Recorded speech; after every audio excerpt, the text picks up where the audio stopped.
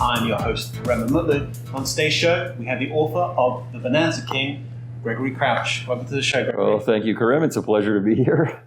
We're currently in Jekyll Island at the 2019 Palisade Hard Asset Conference, and you're giving a keynote speech later tonight. But first, let's go over the premise of the book. I'm halfway through it, and what struck me was perhaps how you can start from nothing and build an enormous amount of wealth, even back in the 1860s. Well, yeah, John Mackay, the main character, the kind of the hero of the Comstock Lode story, he's one of the great rags to riches tales in American history. He was born in rural Ireland in a one-room cottage. As a boy, he slept on the dirt floor with the family pig. And the family came to New York in 1840 when he was 9 years old, settled in the Five Points neighborhood of New York. So that's the Gangs of New York neighborhood, if you've ever seen that movie, when it was, the most notorious slum in the world. Things went pretty well for 2 years, which you can tell because Mackay actually went to school, and like 50% of the school-aged Irish children in this country didn't get any schooling at all. That fell apart 2 years later when his dad died. Mackay had to go to work, sold newspapers on the streets of New York, sweeping street crossings for tips, carrying packages. When he got to be of age, 16, he caught on as an apprentice in a shipyard. And then when the California gold discovery is made in 1848, and then you have the whole gold rush in 1849, Mackay didn't come right away, probably because he had to finish out his apprenticeship. He came to California in 1851, kind of at the tail end of the first blush of the gold rush, mined around Downeyville, which is about an hour north of Sacramento, for all of the 1850s without any particular distinction.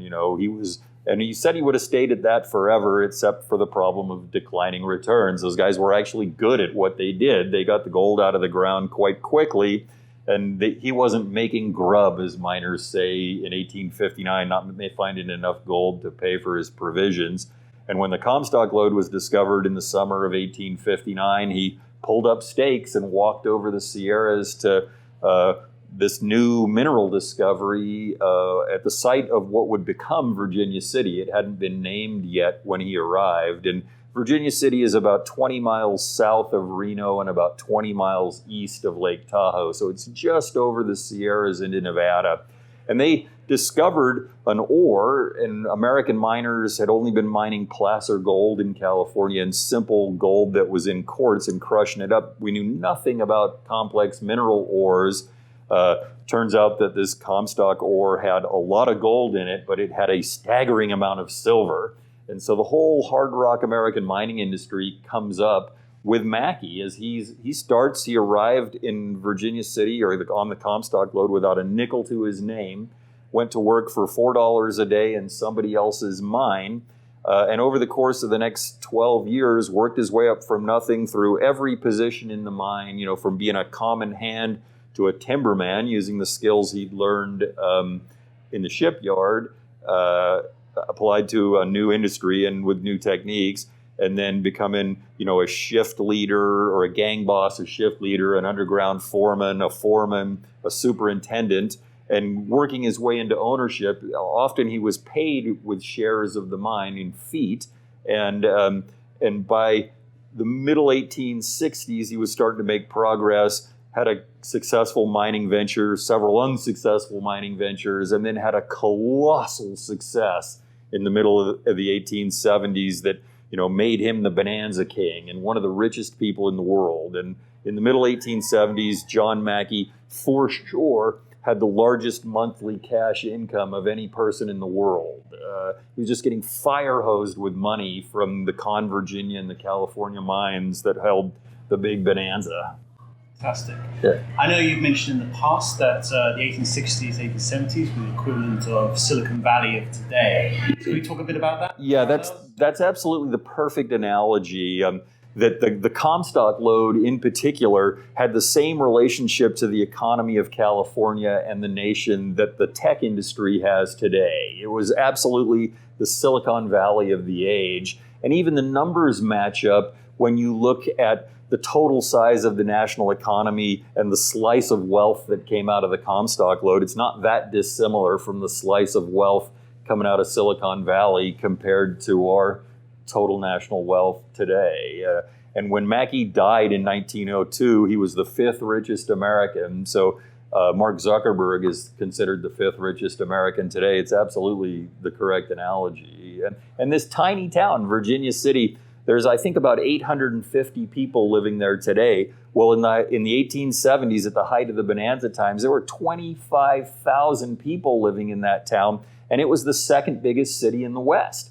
San Francisco had about 140,000 people at that time. Then there was Virginia City. Los Angeles had maybe 9,000 people at that time. Denver, maybe 3,000.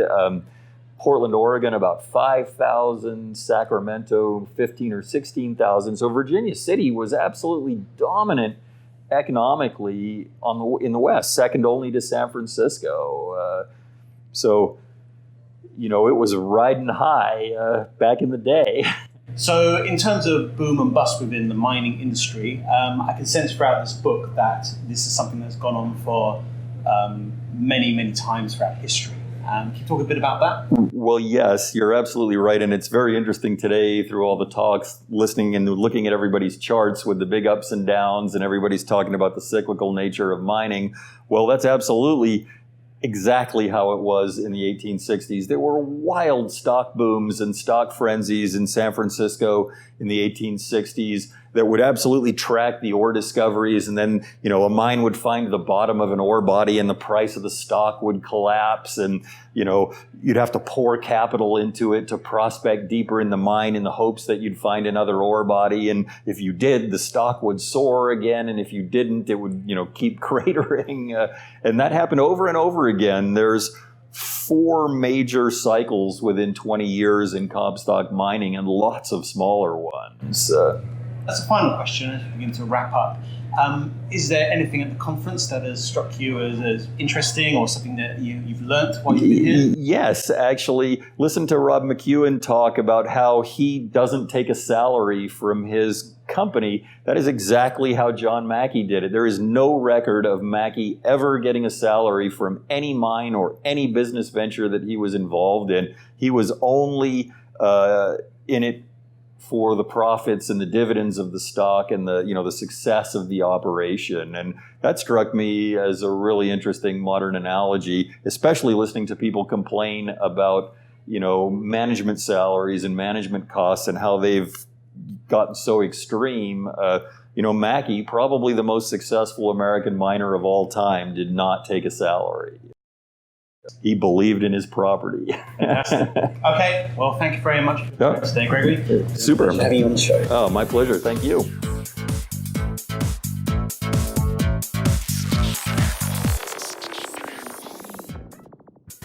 Think you understand the junior mining sector and you think that the participants in the mining sector, junior mining sector, are good people and kind people, hit the bid. How violent that term could be, it actually could be quite violent. It could be a rip your face off uranium rally.